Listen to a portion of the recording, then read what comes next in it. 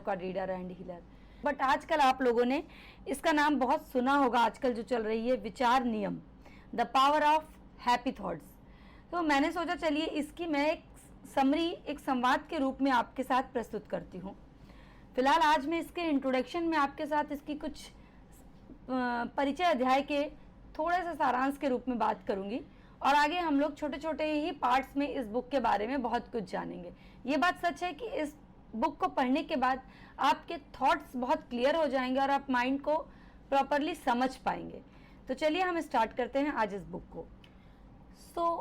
पुस्तक का प्रारंभ इस विचार के साथ होता है कि मानव मन एक विचार निर्माण की फैक्ट्री है जो बिना रुके विचारों का उत्पादन करता रहता है।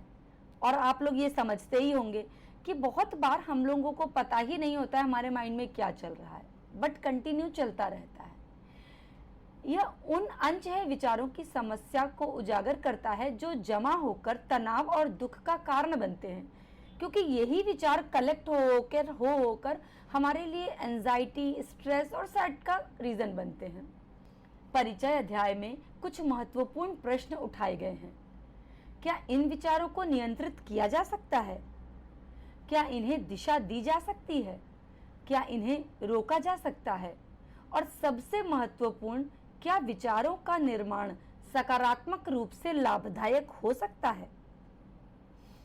तो लेखक सरश्री विचारों के नियम को समझाते हुए और बताते हैं कि कैसे इन्हें प्रभावी ढंग से प्रबंधित किया जा सकता है।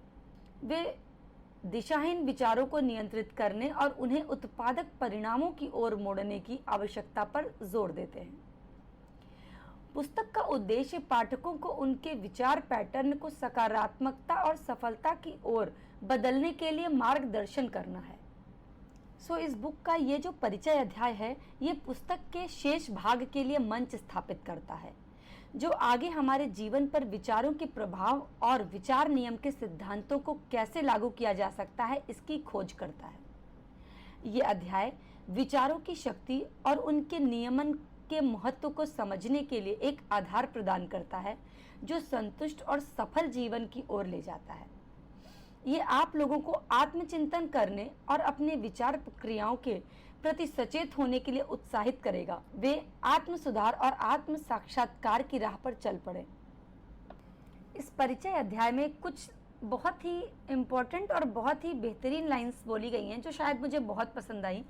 तो इसमें लेखक सरश्री जी ने ये बहुत अच्छी बात बताई है, एक आप लोग समझिएगा कि जब भी कोई कठिनाई आए तब खुद को यही सच्चाई याद दिलाएं। मुश्किलें हमेशा मस्तिष्क में जीती हैं, इसलिए उनका समाधान भी वही है। दरअसल घटना को समस्या मानना ही एकमात्र समस्या है। यदि समस्या आपके मस्तिष्क में जी रही है तो उसका हल भी है वहीं पर। यह सकारात्मक सोच है जो विचार नियम द्वारा हैप्पी थॉट्स को जीवन में आने का मौका देती है।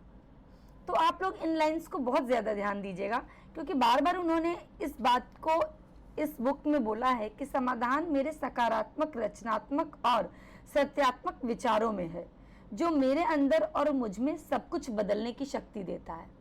चलिए हम लोग बात करते हैं अपने आगे के एपिसोड्स में।